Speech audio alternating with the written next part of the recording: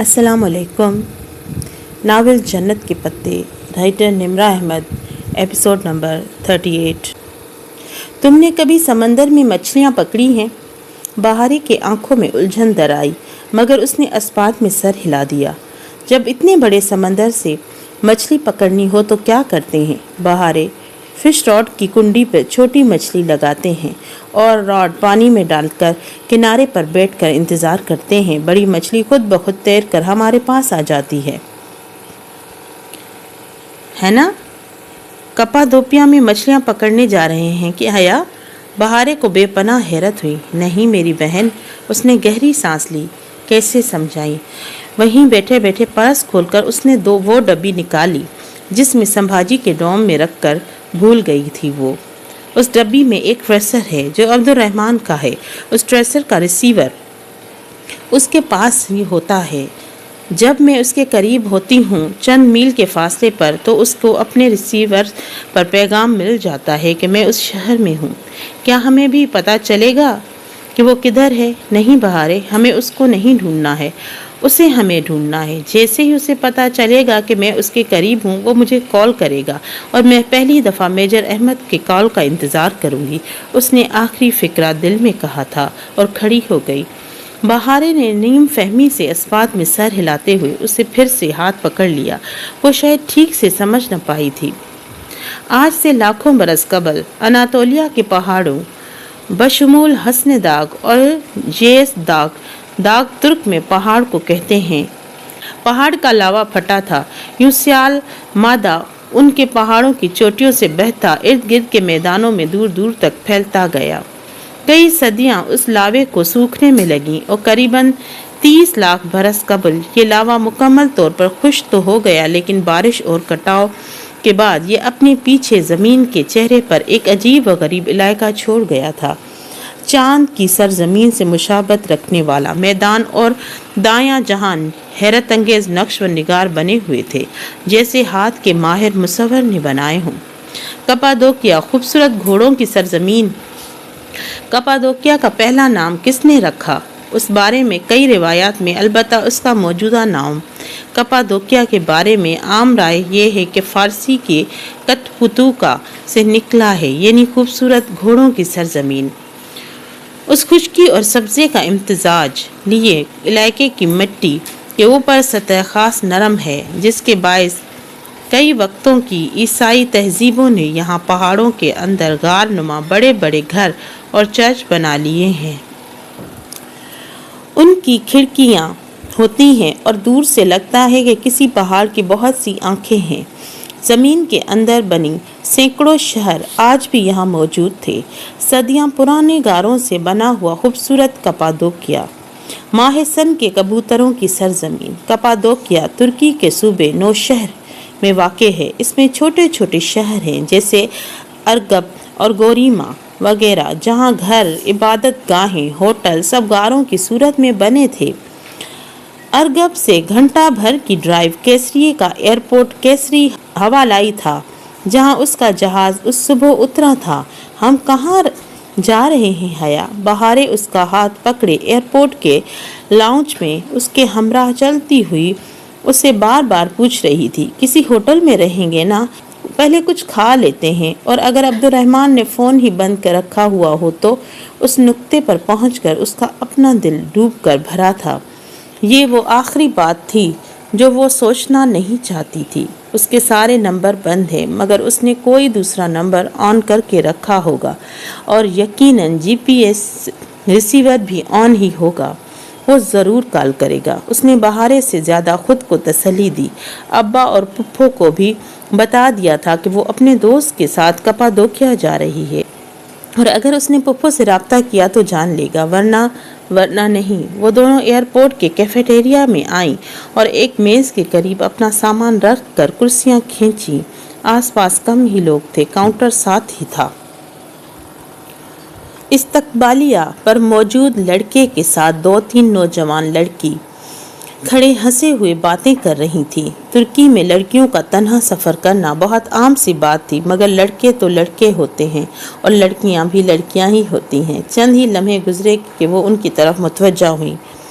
मुस्कुराती हुई मुड़ मुड़ कर देखती हुई। अगर उसी जहान को न ढूंढना होता तो वो कभी इधर न आती। जब बार बार उनका गर्दन मोड़ना बर्दाश्त नहीं हुआ और बहारें भी नागवारी से नाक सिकोड़ने लगी तो उठकर खड़ी हुई।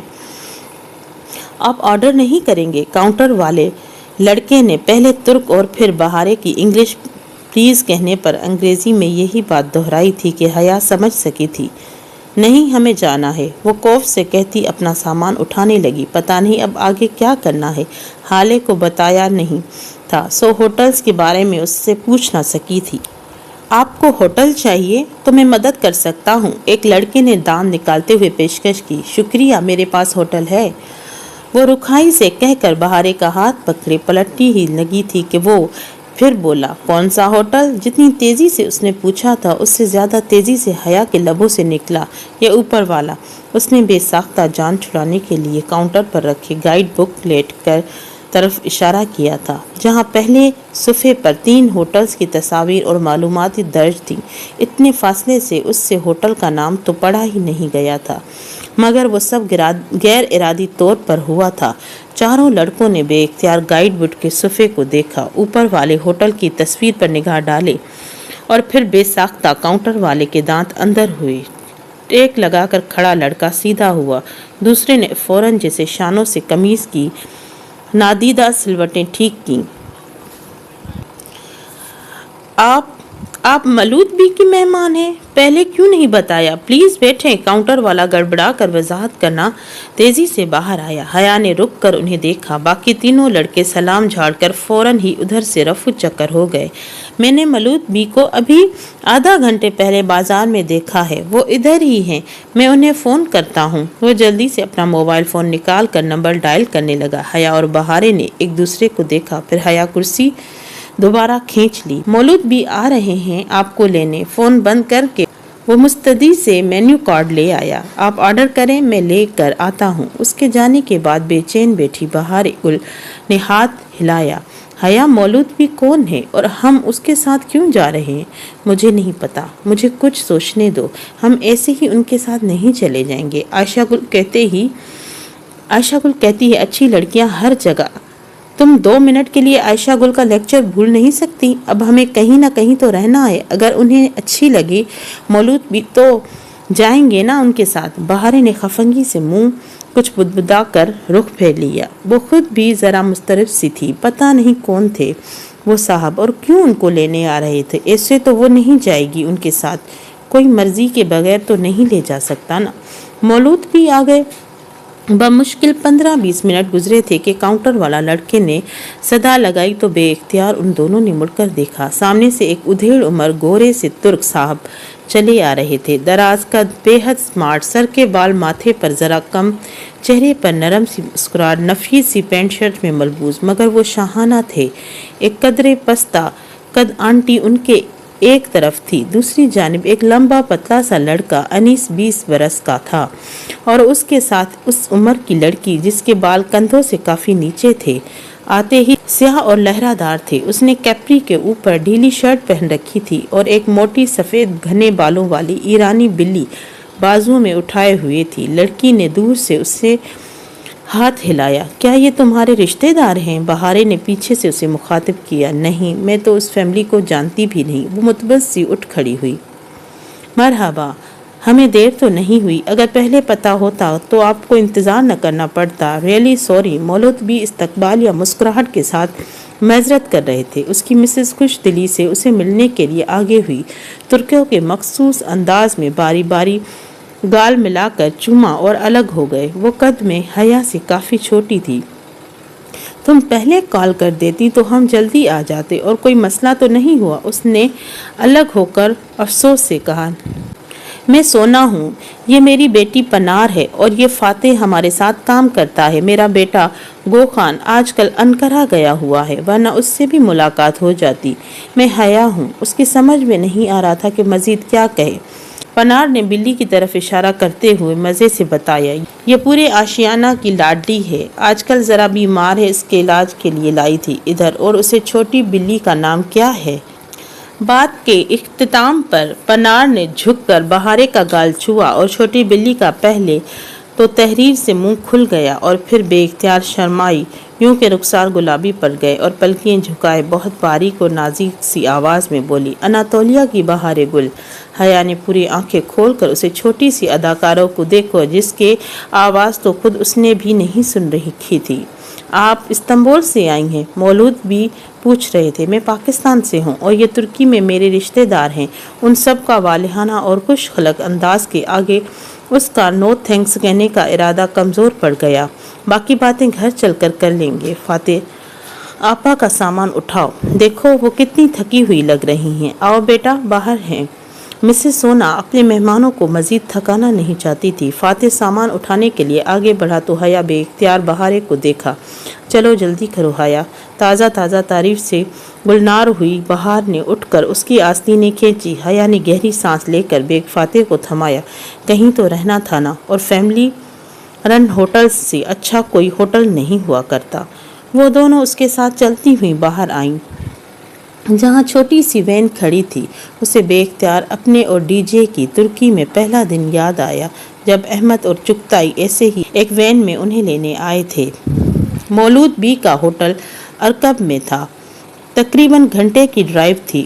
کھڑکی کے اس پار کپادوکیا کا خشک علاقہ نظر آ رہا تھا، پرسرار خاموش دنیا سے الگ تھلگ غاروں سے بنی خوبصورت گھوڑوں کی سرزمین۔ دور کہیں کوہ حسن کے دونوں پہاڑ دکھائی دینے لگے جو اپنے اندر سارا لاوا صدی میں قبل زمین پر انڈیل کر اب سکون سے کھڑے تھے۔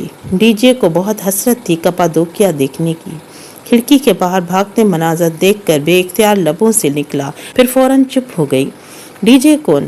پنار جو بلی کو تھپکا رہی تھی بے ساختہ بول اٹھی۔ میری ایک دوست تھی۔ اس کو جواب میں بہارے نے آہستہ سے اضافہ کیا۔ مر گئی ہے؟ وہ پنار نے اسے تعصب سے دیکھا۔ جب تمہاری بلی مر جائے گی تو وہ ڈی جے کے پاس چلی جائے گی۔ چند لمحوں بعد بہارے نے بہت سمجھداری سے پنار کی معلومات میں اضافہ کرنا چاہا۔ بہارے گل بہت ہو گیا۔ اس نے ہڑبڑا کر اسے ٹوکا۔ پھر معذرت کرنا چاہی، سوری، یہ بس ایسی ہی بولتی رہتی ہے۔ مگر پنار اور مسز سونا ہنس پڑی تھی۔ یہ چھوٹی بلی کتنی پیاری ہے نا؟ پنار نے جھک کر اس کا گال چوما۔ آج سے اسکارڈ فیلڈ بڑی بلی اور تم چھوٹی بلی۔ بہارے نے شرما کر لبدان سے دبا دیا، اس بات میں سر ہلایا۔ دیکھا تم نے؟ والی فاتحانہ نظروں سے حیا کو دیکھا۔ حیا نے گہری سانس لے کر سر جھکایا۔ یہ لڑکی بہت پٹے گی میرے ہاتھوں سے۔ آشیانہ کیوں ہاؤس ایک چھوٹا سا 2 منزلہ ہوٹل تھا، ننھی سی پہاڑی کا کاٹ کر بنایا گیا تھا۔ سامنے سے جیسے کوئی بنگلہ سا لگتا تھا۔ ایک طرف باہر سے جاتی سیڑھیاں، اوپر ٹیرس، سامنے صحن تھا۔ ٹیرس اور گراؤنڈ فلور دونوں کے برآمدے محرابی تھے۔ اندر کمرے پہاڑ کو کاٹ کر بنائے گئے تھے اور کوئی بہت اونچی پہاڑی نہیں تھی۔ ہوٹل کی چھت سے بھی ذرا کم تھی۔ ہوٹل کے پشت اس پہاڑ میں گویا دھسے ہوئے تھے، چھوٹا سا خوبصورت سا آشیانہ۔ مولود حلیق کا کپادوکیا میں ایک خاص مقام تھا۔ وہ اس علاقے کے ڈسٹرکٹ چیف تھے۔ لوگوں اس سے ڈرتے بھی تھے اور ان کی عزت بھی کرتے تھے۔ ان کے مہمان کے ساتھ کوئی برا سلوک کر سکتا تھا، اور آج ہوٹل کے 7 کمرے خالی تھے۔ وہ اور بہارے آشیانہ کے مہمان تھے۔ یہی تو تمہارا کمرہ ہے، مجھے لگا تمہیں یہ پسند آئے گا، اگر بدلنا ہے تو بتا دو۔ متحق سی مسز سونا کے اوپری منزل کے ایک کمرے میں لے آئی۔ وہ خاکی سرمئی سنگ مرمر سے بنا بہت خوبصورت تھا۔ کونوں میں زرد بلب لگے تھے۔ سارے جلا دو تب بھی کمرے میں غار کا نیم مدھم سا اندھیرا برقرار رہتا۔ سرخ سے قالین کا ٹکڑا فرش پر بچھا ہوا تھا۔ اس سرخ رنگ کا ایک بڑا صوفہ کھڑکی کے آگے رکھا تھا۔ ڈبل بیڈ پر بھی گہرے سرخ میرون رنگ کی چادر بچھی تھی۔ بیڈ کی عقبی دیوار پر جعلی اور گلابی پردہ لگا ہوا تھا۔ آگے کو بیڈ کے پائنتے تک گرتا اور بیڈ پر سونے والے کو جیسے ڈھک لیتا۔ باہر ٹیرس پر گول گول میزیں تھیں جس کے گرد کرسیوں کے پھول بنے تھے۔ وہاں بیٹھ کر دیکھو تو کھلا آسمان کا سارا کپادوکیا دکھائی دیتا۔ اتنی خوبصورت جگہ پر نہ معلوم سی ادا چھائی ہوئی تھی۔ جہان کے بغیر اسے سب کچھ اداس لگ رہا تھا۔ اگر اس نے واقعی ریسیور آف کیا ہوا ہو تو۔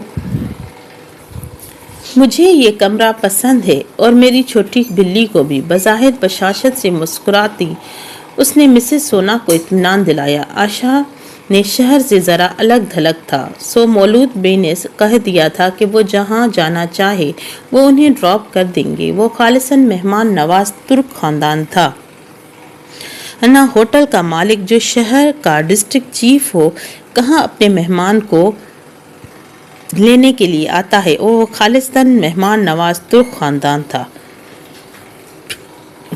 ان کے مہمانوں کو ڈرائیور کو لے جایا کرتا تھا گھمانے کے لیے۔ مولود بی کا پورا کپادوکیا جانتا تھا۔ ان کے مہمانوں کو کسی بھی قسم کے ٹور پیکج پر خصوصی ڈسکاؤنٹ مل جاتا تھا۔ ان کا نام مولود اور اردو لفظ نو مولود کا مولود ہی تھا۔ ہمارے میں نام جو پہ تک ختم ہوتا ہے، ترک انہیں تے پر ختم کرتے ہیں، اور احمد کو احمد، بلند کو بلت اور مولود کو مولود پکارتے ہیں۔ ایسے ہی ہمارے وہ نام جن کے آخر میں بے آتا ہے، ترک ان کے آخر میں پے لگا لیا کرتے ہیں۔ یو طیب سے بنا طیب، ایوب سے ایوب اور زینب سے زینب۔ وہ سارا دن کمرے میں ہی رہی، پھر شام کو مسز سونا اور فاتح شہر جا رہے تھے تو اس کے ساتھ چل گئی۔ حیا کے ٹریسر والی ڈبی پرس میں ساتھ ہی تھی۔ اگر وہ ادھر ہوا تو جان لے گا وہ اس کے قریب ہے۔ پتہ نہیں دل میں رشتہ زیادہ مضبوط تھا یا جی پی ایس کا، مگر جب رات اتر آئی فون نہیں بجا تو اس کی امید کھونے لگی۔ اگلا پورا دن بھی انہیں کمرے میں گزارا، کھانا بھی وہیں منگوایا۔ مسز سونا کے ہاتھ کی بنی سلاد، جیلی، جام بالکل گھر جیسا بنا تھا، پھر بھی وہ بہت بیزاری محسوس کر رہی تھی۔ بہارے باہر جانا چاہتی تھی مگر اس نے منع کر دیا۔ کیا عبد الرحمن کال نہیں کرے گا؟ اس نے صبح سے کوئی 10ویں دفعہ پوچھا۔ مجھے نہیں پتا، فضول باتیں مت کرو۔ بہارے کی آنکھوں میں ناراضگی در آئی۔ تم نے اگر دوبارہ مجھ سے ایک بات کی تو میں یہاں سے چلی جاؤں گی۔ اس نے کہا فضول باتیں مت کرو۔ سختی سے جھڑک کر وہ ڈریسنگ روم میں جانے کے لیے اٹھی۔ بہارے ناک سکوڑ کر منہ میں گڑبڑائی تھی۔ کیا کہا تم نے؟ وہ جاتے جاتے جیسے تپ کر پلٹی۔ تم بتاؤ گی نہیں؟ نہیں بتاؤں گی، بہارے اتنی ہی غصے سے کہتی ٹیرس کی طرف چلی گئی۔ رات میں مسز سونا انہیں بلانے آئی۔ تم لوگ صبح سے کمرے سے نہیں نکلے، طبیعت تو ٹھیک ہے نا؟ حسب توقع وہ فکر مند ہو رہی تھی۔ ٹورسٹ کے لیے نہ جانے یہ ان کے لیے عجیب سی بات تھی۔ نہیں، دراصل ایک دوست نے استنبول سے آنا تھا، اس کا انتظار کر رہے تھے۔ وہ آ جائے تو مل کر کپادوکیا دیکھیں گے۔ اس نے جلدی سے وضاحت دی اور پھر اس کے اصرار پر دونوں نے ڈنر کے لیے نیچے چلی گئیں۔ نیچے منزل کا ڈائننگ ہال پتھر کی دیواروں سے بنا مدھم سا روشن تھا۔ 2-4 میزیں کرسیاں رکھی تھیں۔ دیواروں کے ساتھ فرشی نشست کی طرح کی زمین سے 2 بالش اونچے پتھر کے صوفے بنے تھے جن پر میرون ترک قالین بچھے تھے۔ ان میں سے میرون شیڈ کی اجرک کا کرتا اور سیاہ ٹراؤزر پہن رکھا تھا، اوپر سیاہ حجاب۔ اس حجاب سے کھاتا دیکھ کر ٹرے اٹھائے ہال میں داخل ہوئے۔ پنار ٹھٹک کر رکے اور پھر سامنے کاؤنٹر پر کھڑے فاتح کو پکارا۔ فاتح تم کچن دیکھ لو، وہ کمفرٹیبل نہیں ہے، اس نے ترک اور انگریزی دونوں میں کہا تھا کیونکہ فاتح کی انگلش کمزور تھی۔ جی آپا کہہ کر وہ تابیداری سے وہاں سے ہٹ گیا۔ تھینکس، وہ ہلکے سے مسکرائی تھی۔ دل پہ اتنی کلف چھائی تھی کہ وہ مسکرانا بھی دشوار لگ رہا تھا۔ کھانے کے بعد وہ دونوں آگے پیچھے سیڑھیاں چڑھتی اوپر آ گئی۔ اوپر کے اس کے پیر میں درد تھا، اس لیے وہ آتے ہی بستر پر لیٹ گئی اور پیچھے دیوار سے لٹکتا جالی دار پردہ اپنے بائیں طرف پھیلا دیا۔ اب چھت لیٹے اسے چھت گلابی جالی کے پار دکھائی دے رہی تھی۔ حیا کیا تم مجھ سے ناراض ہو؟ ساتھ لیٹی بہارے تھوڑی دیر بعد ذرا قریب کھسک آئی۔ حیا نے گردن ذرا سی ترچھی کر کے اسے دیکھا۔ کیوں پوچھ رہی ہو؟ کیونکہ عائشہ گل کہتی ہے کہ ناراض کر کے نہیں سوتے، کیا پتا ہم صبح اٹھ نہ سکیں۔ نہیں، میں ناراض نہیں ہوں۔ وہ گردن سیدھی کر کے دوبارہ غار کے چھت کو دیکھنے لگی۔ میں بس پریشان ہوں۔ تم پریشانی میں یوں ہی غصہ کرتی ہو؟ ہاں، اور تم کیا کرتی ہو؟ میں بہارے ایک دم جوش سے اٹھ کر بیٹھی۔ میں آسمان میں اڑتی ہوں، ادلار کے بگلوں اور سلطان احمد مسجد کے کبوتروں کے ساتھ۔ کیا تمہیں یہ کرنا آتا ہے؟ حیا نے چند لمحے اس کے معصوم شفاف چہرے کو دیکھا، پھر نفی میں سر ہلایا۔ بچپن میں کتنا پیارا ہوتا ہے نا؟ کندھے اور دل بہت سارے بوجھ سے خالی ہوتے ہیں۔ میں تمہیں سکھاؤں؟ आंखें बंद करो। हया ने आंखें बंद की। वही एक शख्स हर जगह नजर आने लगा। तकलीफ का एहसास जैसे सवा हो गया था। अब तुम आहिस्ता आहिस्ता हवा में उड़ रही हो, ऊपर, बहुत ऊपर। देखो तुम उड़ रही हो। साथ ही वो दबे कदमों बिस्तर से उतरी।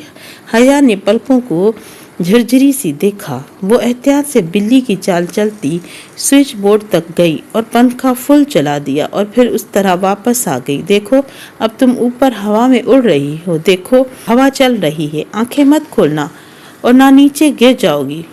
उसने बंद आंखों से अस्पात में सर हिलाया। अगर जिंदगी का वो फेज कोई ख्वाब तो वाकई वो नीचे गिरने के खौफ से आंखें खोलना नहीं चाहती थी, मगर हकीकत तो हमेशा नीचे गिरा दिया करती है।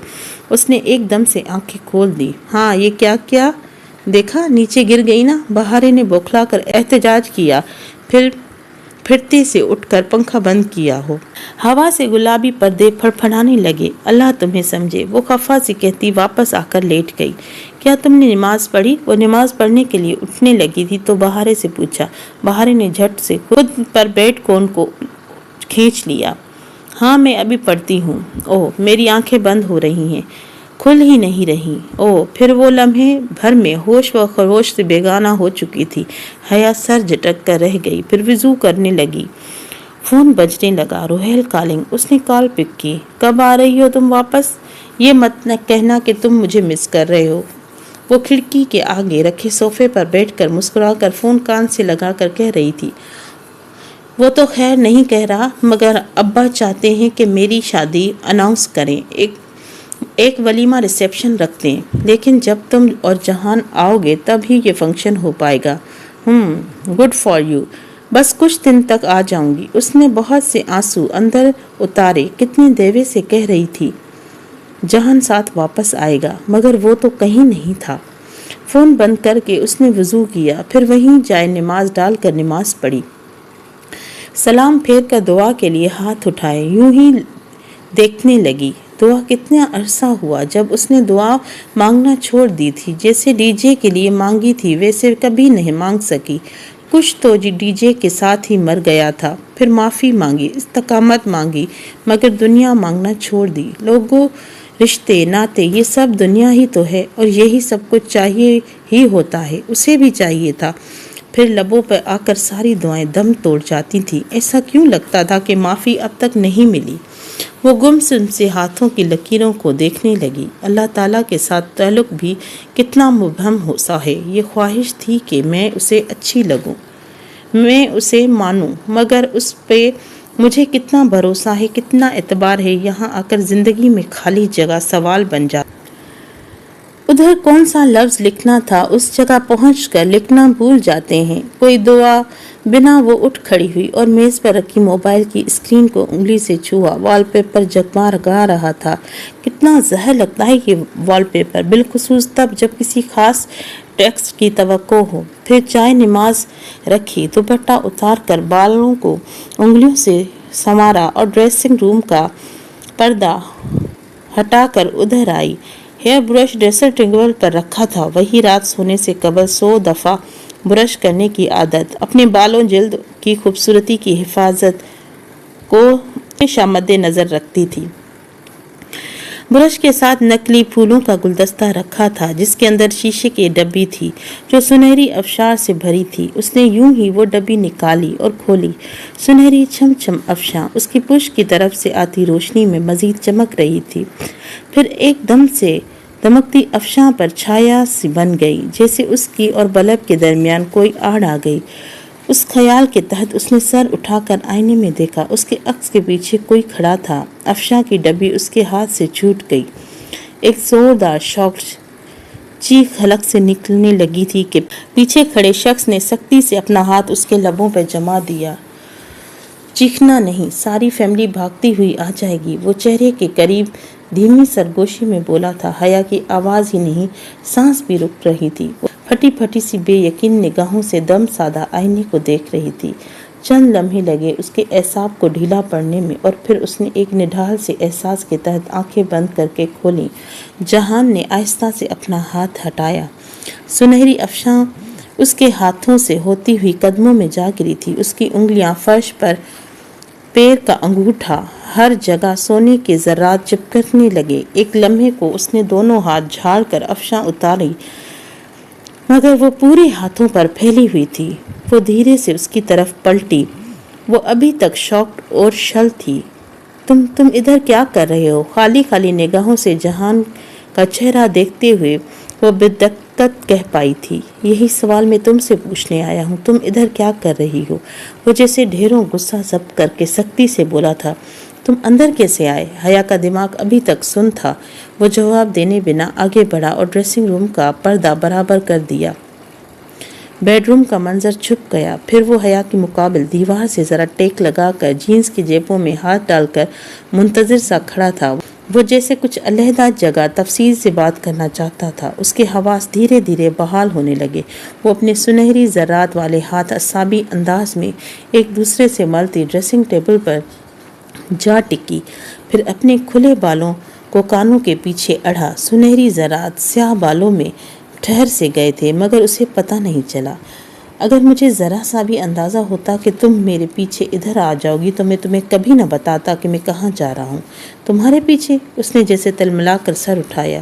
بس ایک پل لگا تھا اسے اپنے ازلی انداز میں واپس آنے میں۔ تم نے مجھے کب بتایا کہ تم کہاں جا رہے ہو؟ تم بھول گئی ہو شاید، تم بغیر کچھ کہے سنے آ گئے تھے۔ اچھا، تمہیں نہیں پتا کہ میں کپادوکیا میں ہوں؟ وہ اس طرح جیبوں میں ہاتھ ڈالے کھڑا بغور اسے دیکھ رہا تھا۔ مجھے کیسے پتا ہو سکتا ہے؟ تمہیں کیا لگتا ہے میں تمہارے لیے اتنا ٹریول کر کے آؤں گی؟ اس نے جیسے افسوس بھرے حیرت سے سر جھٹکا۔ تو خود تمہیں ادھر دیکھ کر حیران ہوں۔ اور تم نے مجھے کیسے ڈھونڈا؟ بلکہ ایک منٹ، وہ جیسے رکی۔ ڈی جے اور مجھے کپادوکیا آنا تھا اسپرنگ بریک میں، اور تم بات جانتے تھے شاید، تم میرے پیچھے آئی ہو۔ اس نے لاؤ ٹیچرز سے سن رکھا تھا کہ جب اپنا دماغ کمزور ہو تو مخالف پر چڑھائی کر دینا چاہیے۔ وہ اپنا دماغ کی چڑھائی میں پسپائی اختیار کر لیتی ہے۔ نہیں، میں اتنا فارغ نہیں ہوں کہ تمہارے لیے ادھر آؤں۔ میں بھی اتنی فارغ نہیں ہوں۔ حد ہے۔ جہان نے ایک گہری نظر اس پر ڈالی۔ اس کے بال ویسے ہی ماتھے پر ذرا بکھرے ہوئے تھے، شیو ہلکی سی بڑھی ہوئی تھی، اور سفید رف سے پوری آستینوں کی شرٹ کو کہنیوں سے موڑا ہوا تھا۔ اور اس کو کیوں لائی ہو؟ اس نے آبرو سے پردے کی جانب اشارہ کیا تھا کہ بیڈ کے روم میں جو تھی۔ حیا نے بظاہر لاپرواہی سے شانے اچکائے۔ اس کے پاسپورٹ کا مسئلہ تھا کوئی، وہ بیکار ادھر ادھر رہ رہی تھی۔ اور پھر ابا نے کہا تھا کہ میں اکیلی نہ جاؤں تو میں نے سوچا کہ باڈی گارڈ ساتھ لے جاتی ہوں، ہے نا؟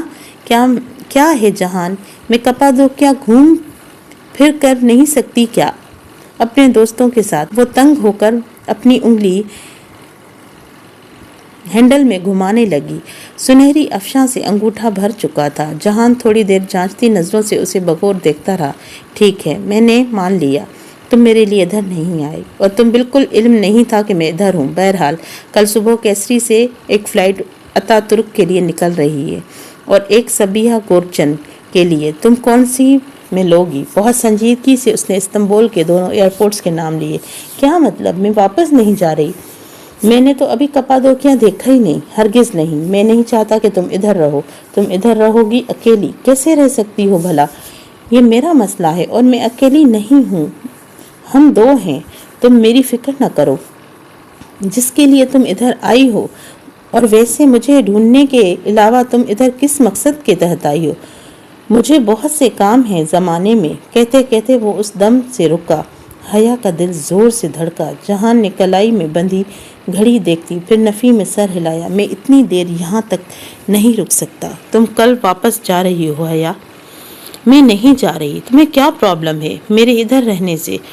اسی پل کمرے میں رکھے اس کے موبائل کی میسج ٹون بجنے لگی۔ وہ رک کر ڈریسنگ ٹیبل کے کنارے سے اٹھی اور پردہ ہٹا کر میز تک گئی۔ جہان نے گردن موڑ کر اس کے قدموں کو دیکھا۔ پاؤں کو کیا ہوا ہے؟ میز سے موبائل اٹھاتے ہوئے اس کا دل لمحے بھر کو تھما۔ اللہ اللہ، اس آدمی کی نظریں، اس سے کوئی بھی نہیں بچ سکتا۔ اس نے تو پاؤں پر پٹی بھی نہیں باندھی تھی، چل بھی ٹھیک سے رہی تھی۔ پھر اف میرے پاؤں کو۔ موبائل لے کر واپس مڑی تو اس نے حیرت سے گردن جھکا کر اپنے پاؤں کو دیکھا۔ او، یہ افشاں گر گئی ہے، وہی لگ رہی تھی۔ ساتھ ہی اس نے अंगूठा कालीन से रगड़ा। सुर्ख कालीन का वो हिस्सा फौरन से चमचम करके पांव से अफशान गिराता रहा। टुकने एड़ी को कुछ हुआ है, मोच आई है या फिर पाँव मुड़ गया है? वो गर्दन तिरछी करके उसके पाँव को देख रहा था। नहीं, मेरा पाँव तो बिल्कुल ठीक है। मगर वो अब भी समझी। मोबाइल पर हाले का फॉरवर्ड मैसेज चेक करके वो सर हिलाती उसकी तरफ आई। तुम मुझे वापस भेजने के लिए बहाना ढूंढ रहे हो? जहान नजर उठाकर उसे देखा। एक तो जब भी वो यूं देखता लगता था उसका अंदर दिल का सारा हाल जान लेता था। ठीक है, तुम इधर मेरी वजह से नहीं आई हो और तुम्हारे पाँव को भी कुछ नहीं हुआ। मुझे अभी जाना है, हम उस बारे में बाद में बात करेंगे। फिर कब मिलोगे? वो दरवाजे की तरफ बढ़ा था। बेइख्तियार वो कह उठी। जहान ने रुक कर उसकी तरफ देखा। जब तुम मेरे लिए आई नहीं हो तो फिर दोबारा मिलना? अभी खुद ही तो तुमने कहा कि बाद में बात करेंगे, वरना मुझे क्या? उसने खफंगी से शाने उचकाए। जहान ने जरा मुस्कुराकर सर झुकाया। कल दोपहर 1 बजे शार्प मुझे कुएं पे मिलना। कौन सा कुआं? मादाम आप मेरे लिए नहीं, कपादोकिया के सियाहत के लिए आई हैं तो आपको यहाँ के तमाम टूरिस्ट अट्रैक्शन का पता होना चाहिए। कल हम कुएं पे मिलेंगे और ध्यान रखना कुआं काफ़ी गहरा है। तुम्हारी क्लास्ट्रोफोबिया तो नहीं है ना? वो जैसे याद आने पर जाते जाते पलटा। हया ने नफ़ी में गर्दन हिलाई। ओके। उसने दरवाज़ा खोला, एहतियात से एतराफ़ में झांका, फिर बाहर निकल गया। बहारें उस तरह से सो रही थी। हया ने दरवाज़ा बंद किया और फिर बेइख्तियार दिल पर हाथ रखकर आंखें बंद करके गहरा सांस लिया। एक दबी दबी सी मुस्कुराहट उसके लबों पर बिखर गई थी। बहुत स्मार्ट बनता है जहान। शायद वो उससे भी ज़्यादा स्मार्ट थी। उसने उसे ढूंढ निकाला था। हाँ, उसके सामने ये नहीं मानेगी कि वो उसके लिए आई है। जिस बंदे ने उसे खुद ख्वार किया है उसे भी तो थोड़ा ख्वार होने का हक था ना। वो ड्रेसिंग टेबल के सामने वापस आई और हेयर ब्रश उठाकर आईने को देखा। अजरक की कुर्ती पर सामने, बालों पर कानों के करीब, दोनों हाथों से अफशान लगी हुई थी। दोपहर 1 बजे शार्प उसने जेरे लब मुस्कुराते हुए अपना अक्स को देखा। ब्रश बालों में ऊपर नीचे चलाना शुरू किया, फिर 100 दफ़ा ब्रश करना था। सुबह आशियाना के एतराफ के पहाड़ों पे बहुत सहानी उतरी थी। कपादोकिया को जैसे उसका हुस्न वापस मिल गया था। उसने बहारे को तैयार होने को कहा, फिर मजीद कुछ नहीं बताया। बहारे अभी बाल बना रही थी। वो उसी वहां छोड़कर अपना अबाया और स्कार्फ को पिन लगाते हुए नीचे आई। आज उसका मूड बहुत खुशगवार था। फातेह इस्तकबालिया काउंटर पे था। लॉबी भी छोटी सी पथरीली कमरे के मानेदगार में थी। सुबह बखैर आपा। जल्दी से सब काम छोड़कर इस तरफ मतवजा हुई। शुक्रिया फातेह। वो उसके सामने आ खड़ा हुआ। एक बात पूछनी थी, यहाँ आस पास कोई कुआं है? कुआं? फातेह ने अचंभे से दोहराया। पता नहीं, कुएं तो बहुत से हैं, मगर आप किस कुएं की बात कर रही हैं? कोई ऐसा कुआं जो टूरिस्ट अट्रैक्शन और बहुत गहरा हो। फातेह को बात समझाने के लिए उसे आहिस्ता से अलदाग दोहराया था। फातेह तसबत से नफ़ी में सर हिला पाया था। ऐसे कुएं को नहीं जानता। वीरान कुएं मिल जाएंगे। स्याही मरकूज मुश्किल था। देखें आपा, कोई गहरा कुआं नहीं मिलेगा, मगर वीरान कुएं मिल जाएंगे। और मुझे वाकई किसी गहरे कुएं का नहीं पता। अब गहरे कुएं को तो नहीं पूछ रही, तो इतनी देर से मैं क्या पूछ रही हूँ फातेह? नहीं नहीं, आप किसी कुएं का पूछ रही हैं, असल कुएं का जो गहरा है। गहरा कुआं? कौन सा गहरा कुआं? क्या फर्क है कुएं में? उसने सवालिया आबरू उठाए। शायद वो किसी मंजिल के करीब थी। देखें आपा, फातेह दोनों हाथ उठाते हुए टूटे फूटे इंग्लिश में कहने लगा। कुआं जिससे लोग पानी निकालते हैं, जिसके बारे में ज्यादा नहीं जानता। और गहरा है कुआं। वो कुआं नहीं है, वो यल्कनार शहर है। यल्कनार शहर मतलब? उसने नासमझी से पूछा। फातेह ने बेबसी से उसे देखा और नफ़ी में सर हिलाया।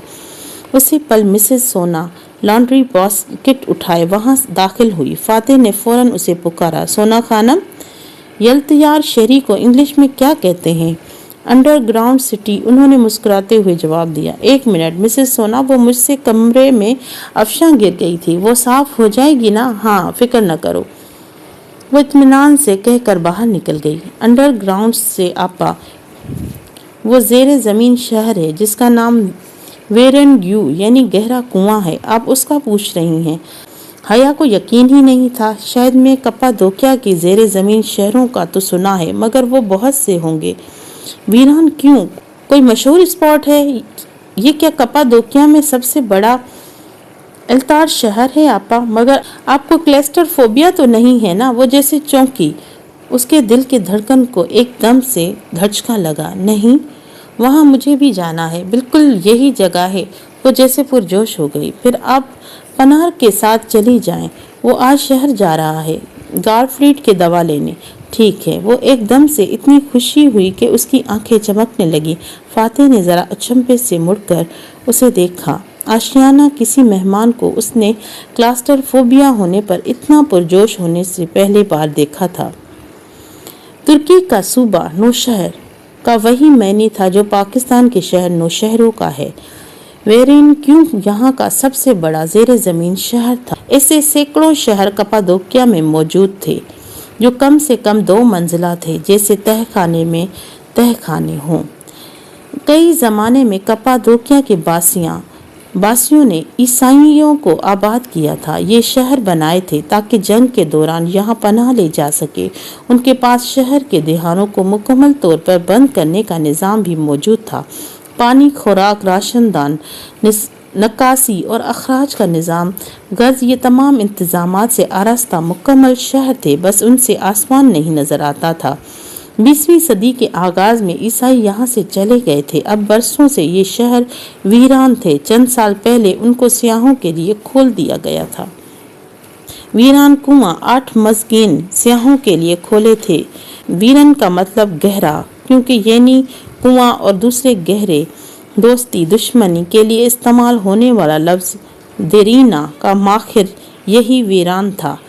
مولود بھی اسے بہارے اور پنار کو ایک لمبے ڈرائیو کے بعد ویری کیولو لے آئے اور گارڈ فلیٹ کو لے کر خود شہر سے چلے گئے اور تینوں شہر کی داخلی سرنگ کی طرف آ گئے جہاں سیاحوں کی لمبی قطار لگی تھی۔ ویرین کو کیوں باہر سے یوں لگا جیسے کوئی چھوٹی پہاڑی ہو، جیسے دیواروں میں بہت سے سوراخ تھے، یوں جیسے کوئی جادوگرنی کھانا چگا اوڑھ کر جھکی بیٹھی ہے اور اسے چگی سے بہت سی آنکھیں جھانک رہی ہوں۔ داخلی سرنگ غار کے دہانے پر چھوٹا سا رستہ تھا جس سے اندر جاتا باہر دھوپ نکلنے کے لیے سرنگ بنی ہوئی تھی۔ یہ سویٹر رکھ لو، شاید ضرورت پڑ جائے گی۔ پنار نے خود بھی سویٹر پہن لیا تھا اور اب دوسرا اس کی طرف بڑھا رہا تھا۔ حیا نے حیرت سے اسے دیکھا، پھر چلچلاتے سورج کو۔ اتنی گرمی میں؟ رکھ لو، پنار کے دوبارہ کہنے پر اس نے سویٹر طے کر کے بازو پر ڈال دیا۔ سیاہ پرس دوسرے کندھے پر تھا۔ بہارے بے پنار کی انگلی پکڑے ہوئے بالوں کو پونی میں باندھے وہ دھوپ کے باعث آنکھیں سکیڑ رہی تھی۔ اپنی باری میں وہ ٹکٹ دکھا کر آگے پیچھے سرنگوں میں داخل ہوئے۔ باہر دھوپ تھی، اندر دھیرے دھیرے اندھیرا پھیلتا گیا۔ کپادوکیا کے غار اور پہاڑوں کی مہک، پرسرار خوشبو ہر سو پھیلی ہوئی تھی۔ گائیڈان سب کی رہنمائی کرتا جا رہا تھا۔ چند راہداریاں سیڑھیاں گزر کر وہ سب سیاح ایک بڑے کمرے میں جمع تھے جہاں شور سا مچا تھا۔ سیاحوں کے سوال اونچی اونچی آوازوں میں بولتا گائیڈ کسی مچھلی مارکیٹ کا منظر بتا رہا تھا۔ سنو، تم بہارے کا خیال رکھنا، میں بس آ رہی ہوں۔ تم کہاں جا رہی ہو؟ بہارے پریشانی سے کہہ اٹھی۔ میں اپنے طور پر اندر سے شہر کو دیکھنا چاہتی ہوں۔ تم پنار کو تنگ نہیں کرو گی؟ بہارے نے نفی میں سر ہلایا، مگر اس کے جانے پر خوش نہیں تھی۔ تم جاؤ، میں چھوٹی بلی کا بہت خیال رکھوں گا۔ وہ اس کے کمرے سے آگے کھسک آئی تھی۔ وہ کمرہ راہداری میں محرابی چوٹیوں جیسے دمی ممی کا سیٹ، در و دیوار پر شولوں کی مانند بلب تھے اور اندھیری گلیوں میں مدھر زردہ روشنی بخش رہے تھے، پرسرار مگر خوبصورت۔ وہ سیاحوں کے جھگمٹوں سے ذرا آگے ہوئی تو ٹھنڈک کا احساس ہونا شروع ہو گیا۔ اس نے سویٹر اباہے کے اوپر پہن لیا اور سامنے کے بٹن کھول رکھے تھے۔ وہاں آس پاس کوئی نہ تھا، گھٹن والی جگہ تھی، سو نقاب ٹھوڑی تک نیچے کر دیا۔ وہ یوں ہی طویل راہداریوں سے گزرتی جا رہی تھی۔ دفعتاً حیا اس کے ایسے ہی کندھوں کو ذرا سا چھوا تو وہ ڈر کر قدرے پیچھے ہٹی، مڑی سانس پھر روک دیا۔ بہرحال پھر ڈر گئی تم۔ خالی پینٹ، بھورے آدھی آستینوں کی شرٹ، کندھے پر بھورا دستی بیگ اور سر پہ سیاہ پی کیپ۔ وہ پینٹ کے جیبوں میں ہاتھ ڈالے بہت سنجیدگی سے اسے دیکھ رہا تھا۔ لمحے بھر کو تو کچھ کہہ نہ پائی۔ ہاں، اتنی جلدی ڈر گئی؟ کل مجھے کس نے کہا تھا کہ وہ اکیلے کپادوکیا میں رہ سکتی ہے؟ چونکہ ابھی وہ گزشتہ رات کی طرح نہیں ڈری تھی، سو لمحے بھر کو وہ خود کو سنبھال چکی تھی۔ کل کس نے یہ کہا تھا کہ وہ اکیلی نہیں ہے؟ اور تمہارے باڈی گارڈ تو بھول ہی گیا میں، وہ کدھر ہے؟